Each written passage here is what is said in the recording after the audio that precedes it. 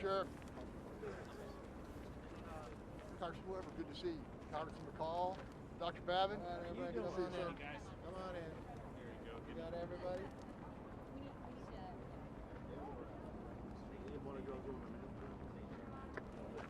Are you all good? You got white balance? I'm very large, so if you need it. All right.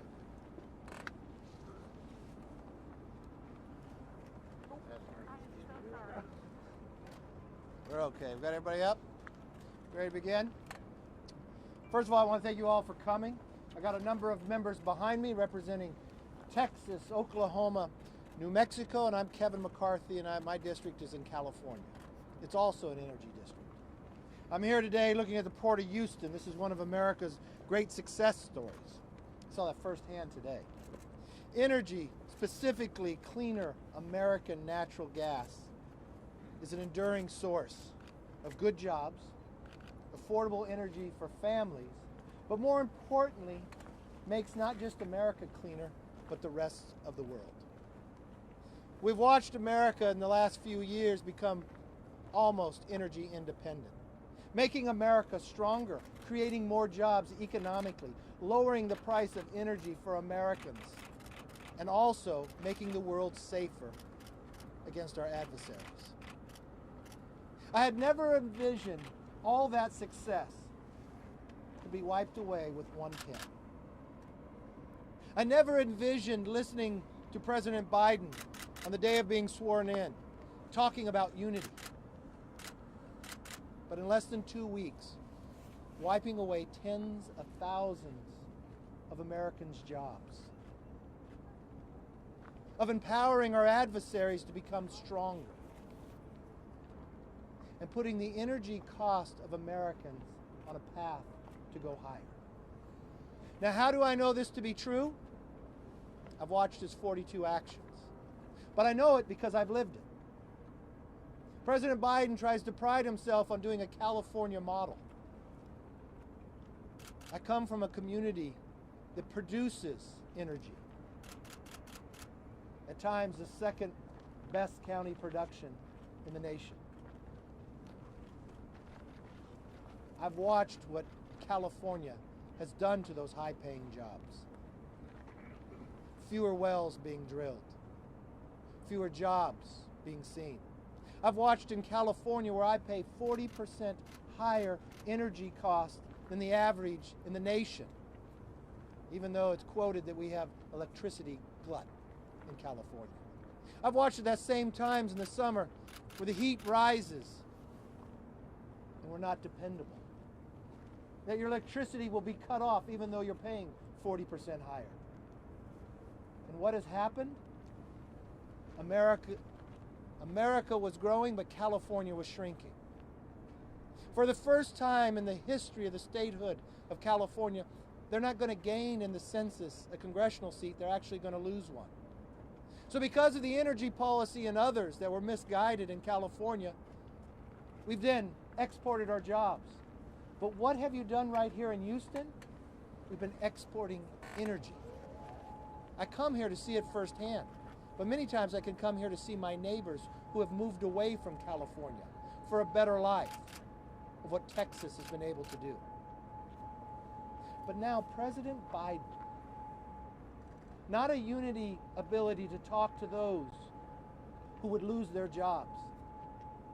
In a time of pandemic when jobs have already been lost, you thought you would take action to help them, not cut them. You thought you would listen to them, not just to the tens of thousands union workers on the Keystone Pipeline. But what about the small hotel owner or the restaurant owner that are now losing their jobs because of his action? And the hypocrisy of the answer back. Go put in solar panels. That's the answer to the American essential worker that we need? That's what he campaigned on unity? To make America weaker and your adversaries stronger and the price of energy higher? That is why this group here will not sit back.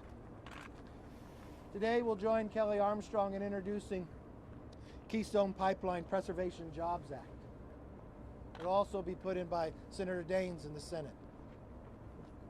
If President Biden is serious about any unity, come to Houston. Come to Middle America. Come look in the faces of those workers who earn $80,000 a year and tell them why you took their jobs away without even talking to them. Tell them why these good union workers should lose their job in the middle of a pandemic. And tell them your answer to just put solar panels, because that is wrong. An individual that's helped greatly in turning this economy around is the lead Republican on Ways and Means, Kevin Brady. He's watched not just America, but Texas grow as well based upon better policies. At a time when America could not export our energy, it was a Republican majority that changed that. And we've watched it, we've been able to lead the world with that. One of the biggest advocates and the leader of making sure that our energy costs are lower and more jobs are created, I give you Kevin Brady.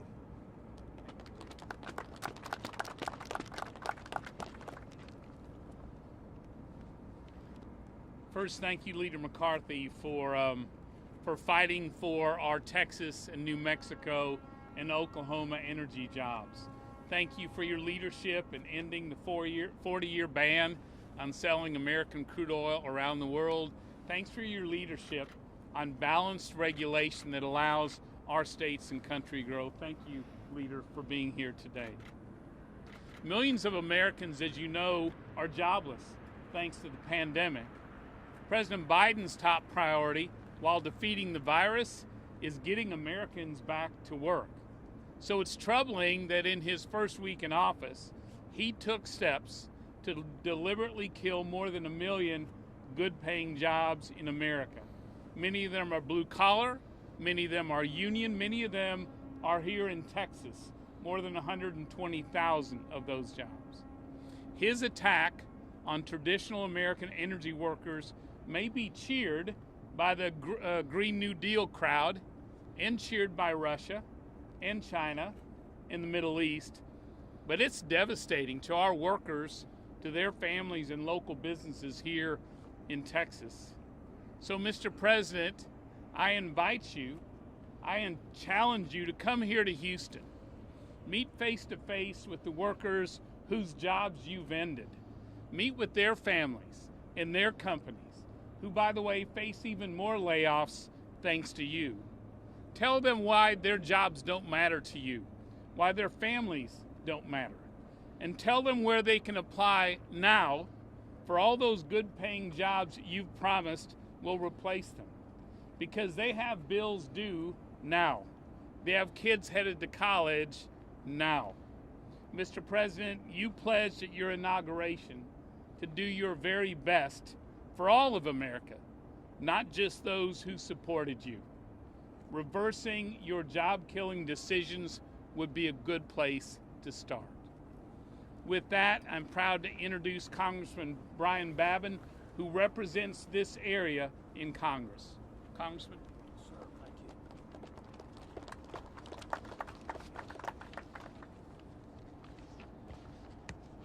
Thank you so very much, Kevin, and just want to say thank you to Enterprise Products. Thank you, Leader McCarthy, you and Chairman Brady for getting this thing together.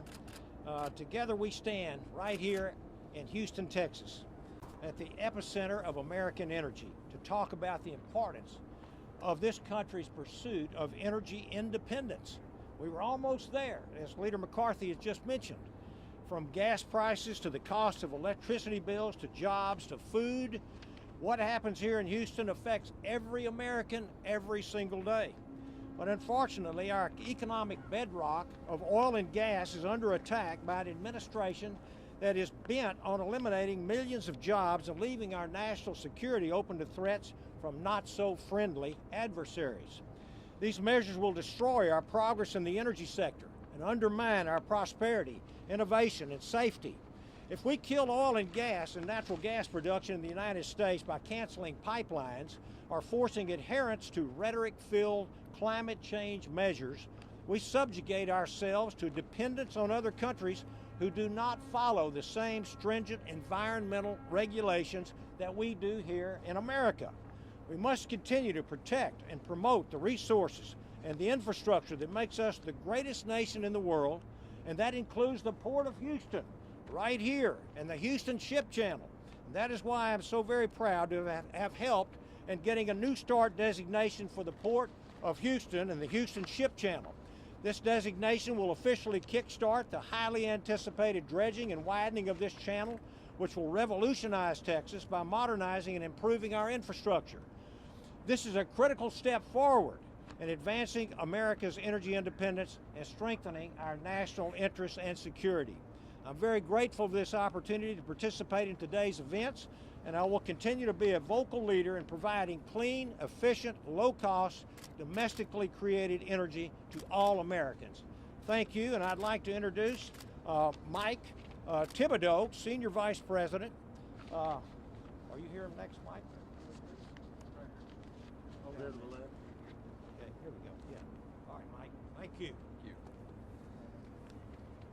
How you doing? My name's Mike Thibodeau. I'm a Senior Vice President for Price Gregory International. We're a Houston-based contractor specializing in the construction of energy transportation in this great country. We work all over the country. President Biden's one of his first deals in his office is he took a pin and just pretty much killed the Keystone Pipeline.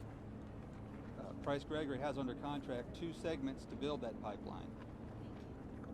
And due to that stroke of the pen, it canceled thousands of jobs. Not just Price Gregory jobs, but jobs for TC Energy, our subcontractors. And these are high-paying, union, skilled jobs. This is a great industry. And with these people, when they come to the small towns like Baker, Montana, Winter, South Dakota, and Nebraska, I mean, these guys, from the laborers to the Teamsters, the operators and the welders, they make $5,000 to $8,000 a week. And what are they going to do with that money? They're going to go to restaurants and bars, and they're going to support the local businesses. And with this action, it's wiped all that out. This is a great industry. It's evolved over the years. It's a clean industry, and the industry is getting cleaner every day. We revamp our equipment to burn cleaner. We put on metrics on the machines so we know how much they're idling, and we turn the machines off so they don't idle all the time. So we're cutting emissions that way. We do everything everything possible to lessen the impact in the environment. In this Keystone Pipeline, it was a neutral green product. It's safer and it's cleaner than transporting it by rail or truck. So it does not make any sense why this would happen. Thank you very much. Thank you. Please welcome Dustin Mykite, President of PBN USA.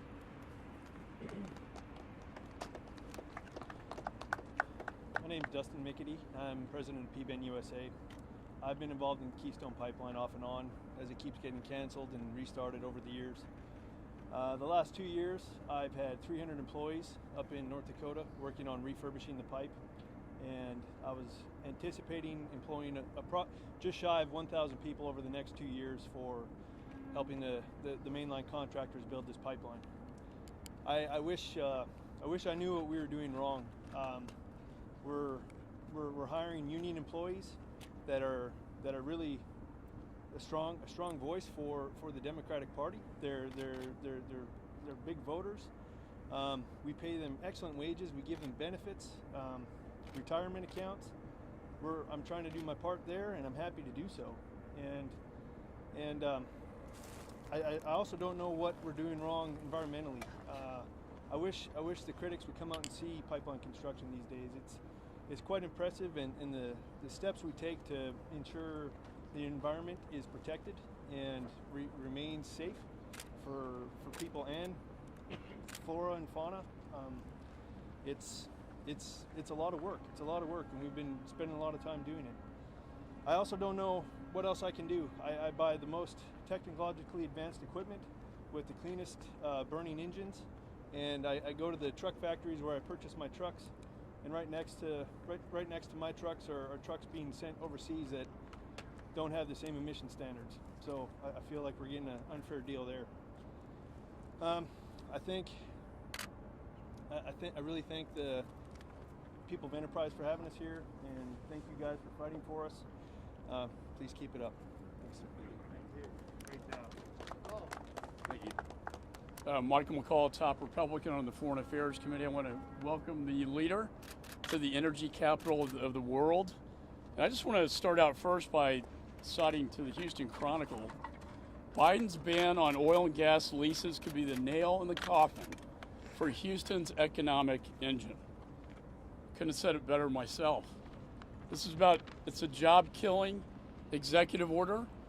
We heard powerful testimony. Companies in my district that will lose 300,000 employees.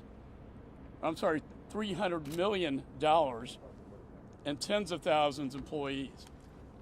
It will kill 1 million jobs across the nation. But I look at this from a national security standpoint.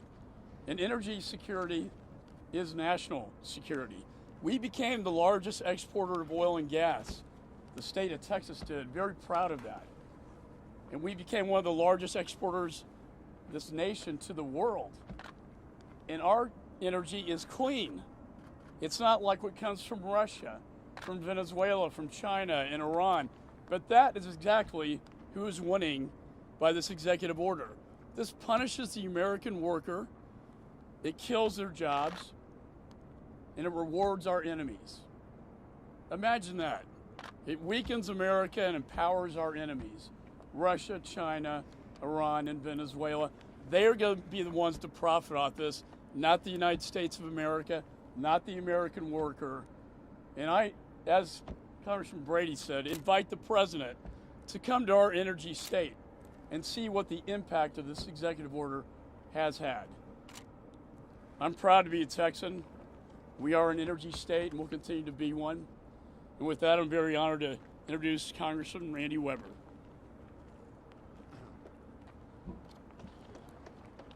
Y'all can clap, I've got time. Well, it's an honor to be here. I want to thank Enterprise. I want to thank the leader for coming in, Kevin Brady for helping set this up.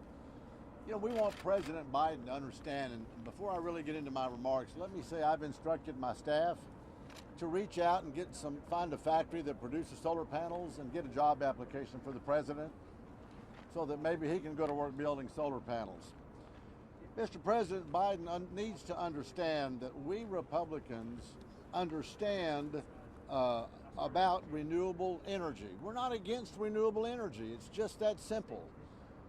Long time has passed about the argument against the causation of climate change. We understand that climate is changing and there's things that we can do about it.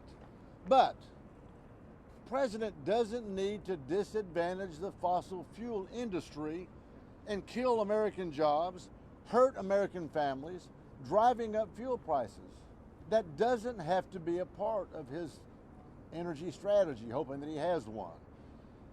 Listen, all he's doing, you've heard my colleagues say, is he's advantaging Russia, he's advantaging China, OPEC, the list goes on. That's exactly what this is going to do.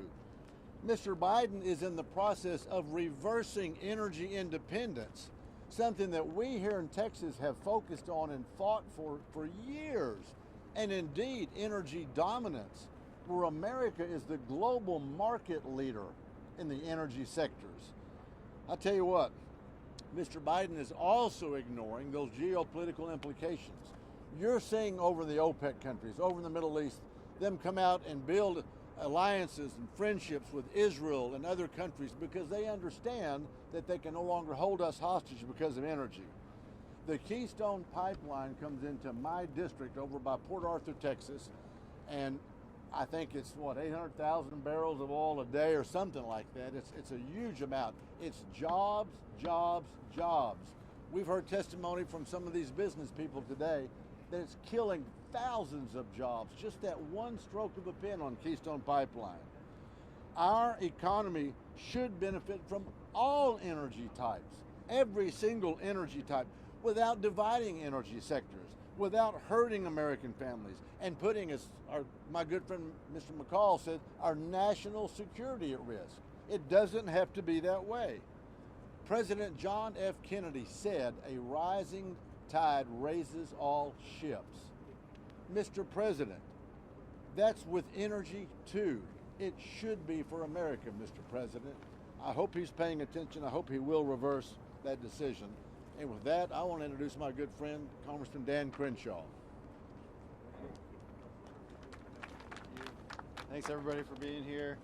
Thank you, Brian, for being the only other guy with a tie on, so I didn't get the memo. All right. Thank you all so much. Thank you for being here on this really important subject. We've got tens of thousands of jobs on the line, good paying jobs, union jobs. We keep saying that.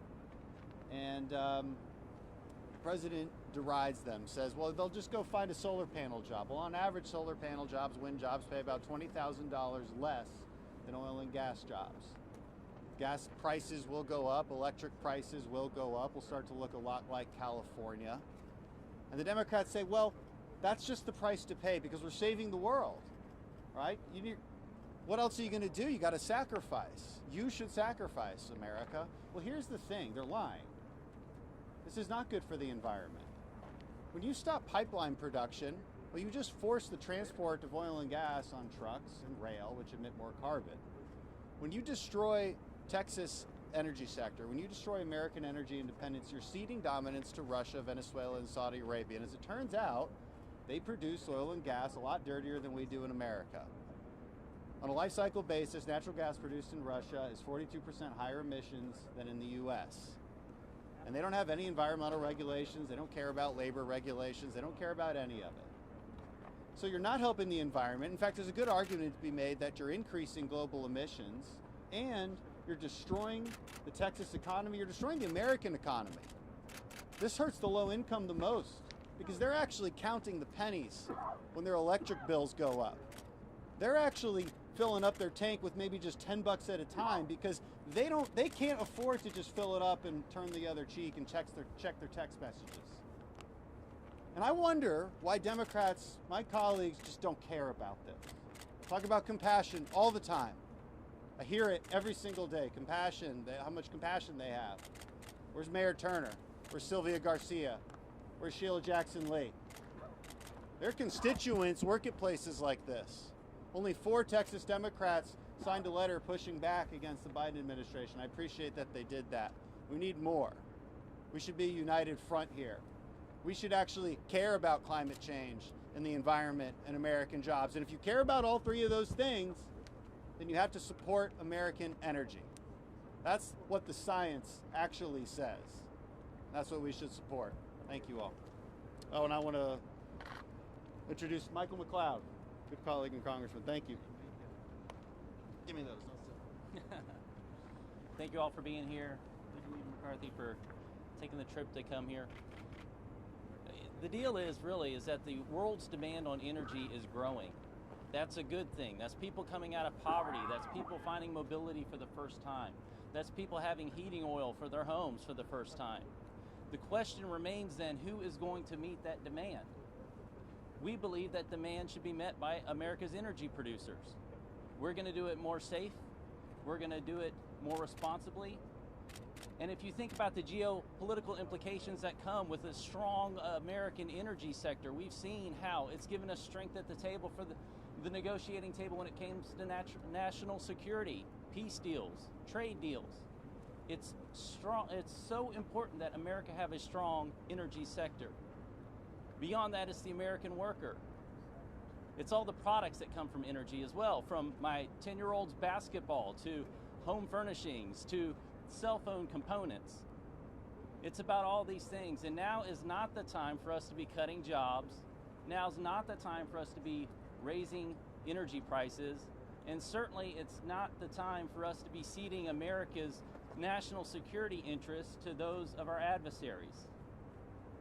It is time for us to stop demeaning the American workers who've been working in this industry for decades to provide safety and security and prosperity for American communities and also those across the world.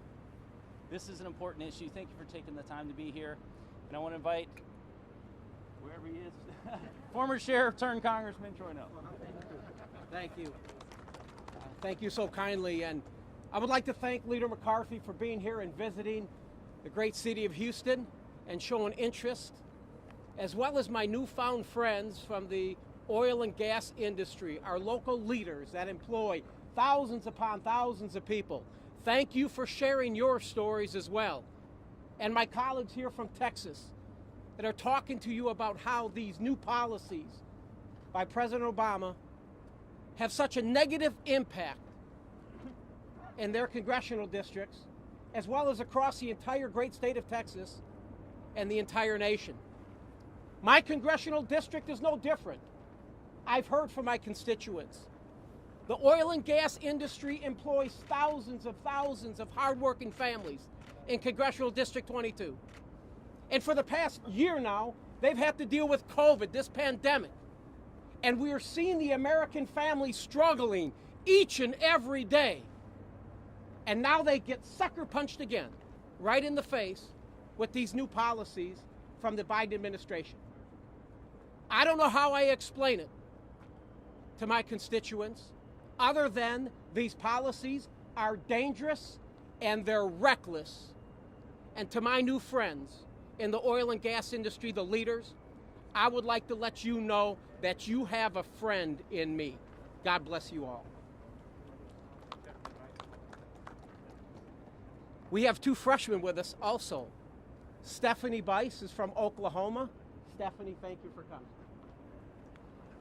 Well, thank you to Leader McCarthy and thank you to all of the industry executives that joined us here today.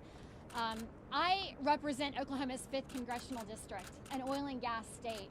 And the reason I'm here joining this group today is because I want the administration to know that you are decimating oil and gas across the country and specifically in Oklahoma.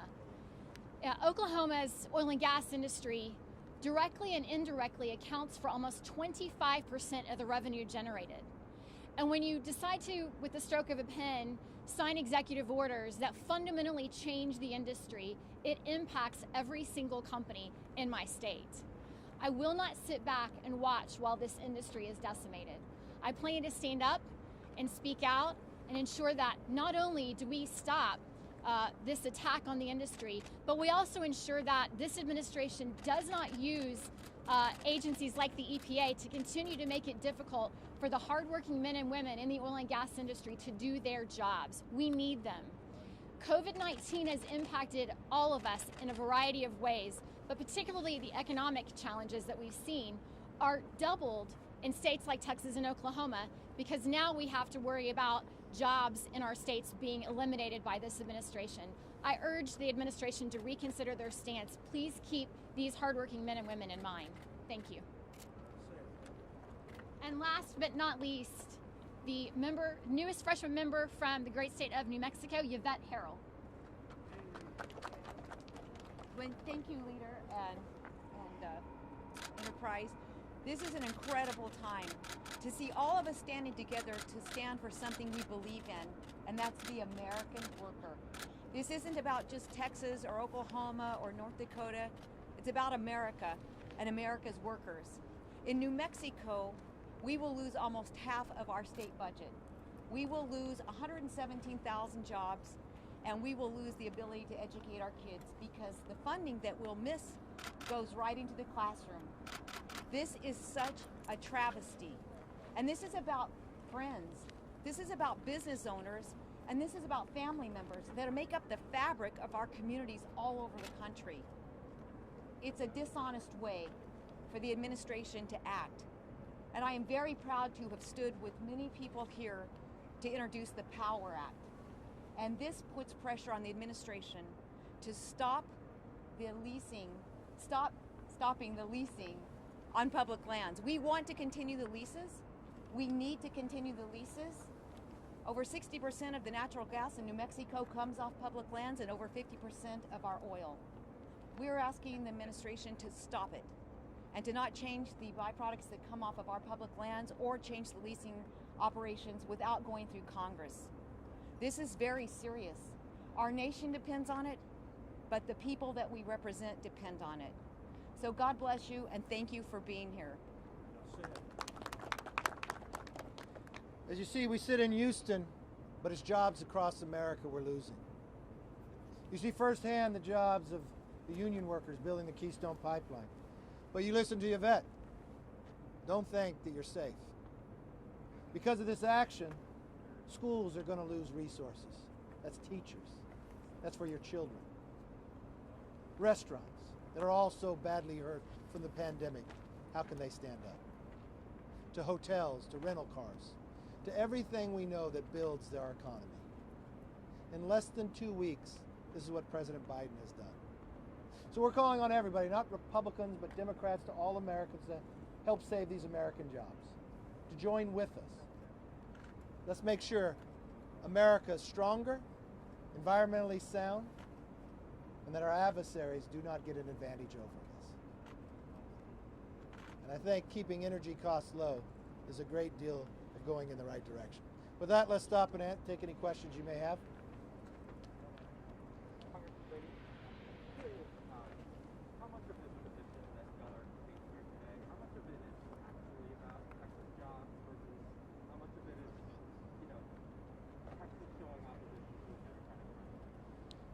It is all about Texas jobs. It is all about these blue-collar workers, these union workers, who now are losing their jobs in the middle of a pandemic where we're trying to claw our way back to a healthy economy again. I will tell you, everyone standing here behind me, if any president of any party tried to kill these jobs, 1 million of them, good-paying jobs, we would be standing here opposing the same. But President Biden needs to take this serious. He needs to come down here. He needs to look these workers in the face and their families and tell them why this doesn't matter. Their jobs don't matter to him. Congressman Brady, on the horizon, Democrats have suggested a rollback of the Trump-era tax cuts that you authored. What are the ramifications of that blow down the road if they are able to engineer that for the energy industry specifically? Yeah, if President Biden and congressional Democrats repeal the Tax Cuts and Jobs Act, families will be poor because Washington will take an average of over $2,000 from their family budget. Small businesses will see a significant tax increases. All businesses will see an increase in taxes, and so we'll return to the bad old economic days of Obama and Biden, where our job growth was slow, where kids coming out of school had few opportunities, where paychecks were stagnant for more than a decade, and every month we went online and saw another U.S. company and Texas company moving their headquarters and their manufacturing and their jobs overseas. There is a great deal at stake in protecting and building this economy. You wouldn't repeal the Tax Cuts and Jobs Act in good economic times. You certainly wouldn't raise taxes as we're trying to rebuild this economy. Thank you, Greg.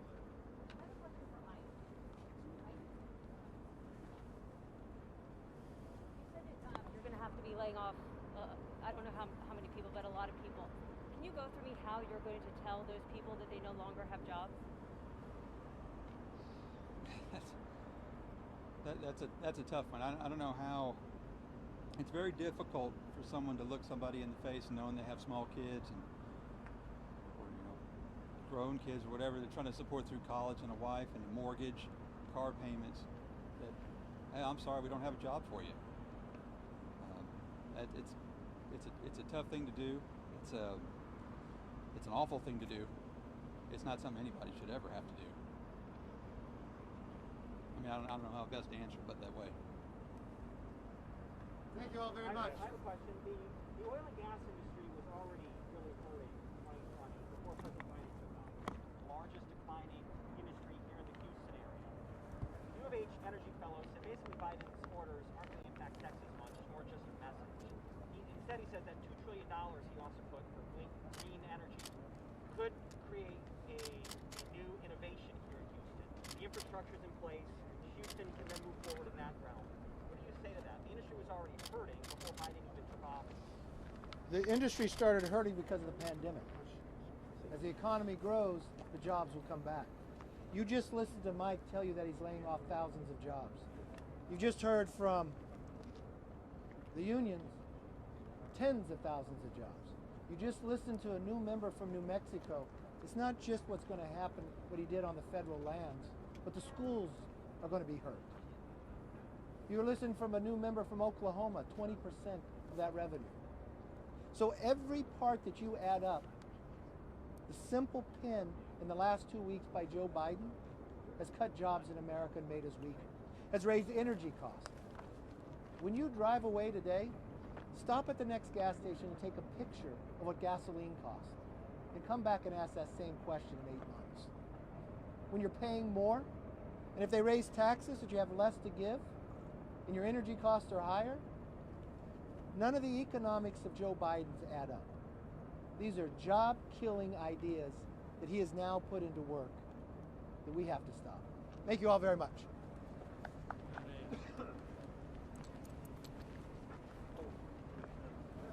Thank you. Good job, Isabel.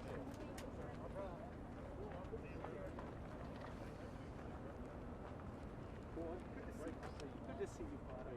Yeah, blessings to you.